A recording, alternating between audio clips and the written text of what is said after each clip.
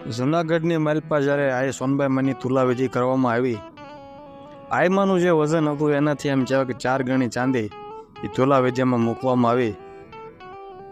તુલાવિધિ કરવાનું એક જ કારણ, તુલાવિધિનું જે ચાંદી છે એ ચારણ બોર્ડિંગ માટે અને ચારણ સમાજના સારા કામ માટે વપરાય.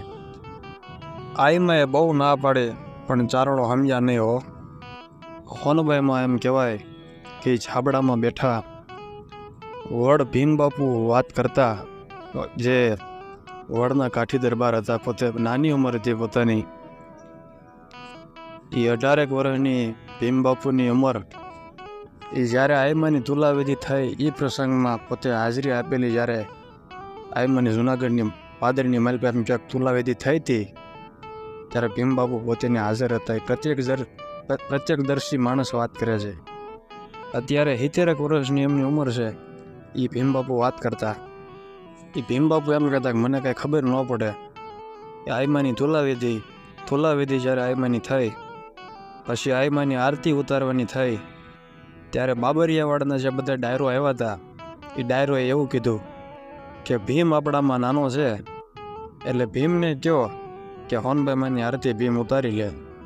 એ ભીમબાપુ વાત કરતા કે હું જ્યારે આરતી ઉતારવા ગયો હોનબાઈમાની, એ હોનબાઈમાની આરતી ભીમબાપુએ ઉતારી અને હોનબાઈમાએ ભીમબાપુની માથે હાથ મૂક્યો. તેથી ભીમબાપુને એમ કહેવાય 5 વીઘા જમીન હતી. આ સત્ય ઘટનાની વાત છે મિત્રો.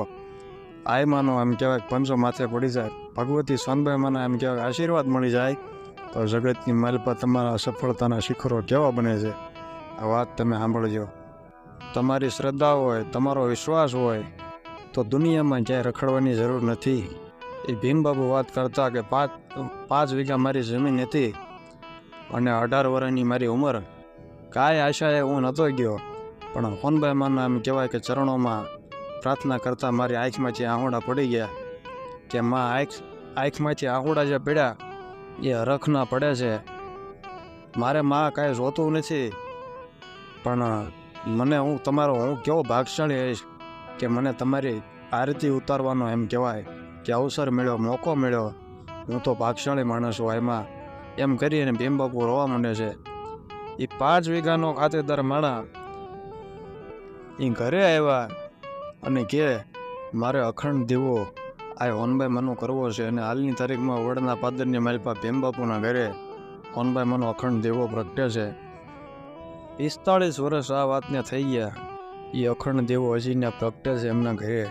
અને 5 વીઘા જમીનમાંથી 500 વીઘાનો ખાતેદાર બનાવી દીધો. તમારી નજર જ્યાં સુધી પૂગે ત્યાં સુધી જમીનનો શેડો ન આવે. આ જમીન કોની છે? તો કે આ ભીમબાપુ વડની જમીન છે. ભલામણા કેવી કૃપા હોય એમાંની. વ્રત લીધું વરુડી તનુ અને તે તો ધન દેવા, દાન લેવાના તો ને એવા નહીં, ધન સોનલ માત. અસ્તુ. જય માતાજી.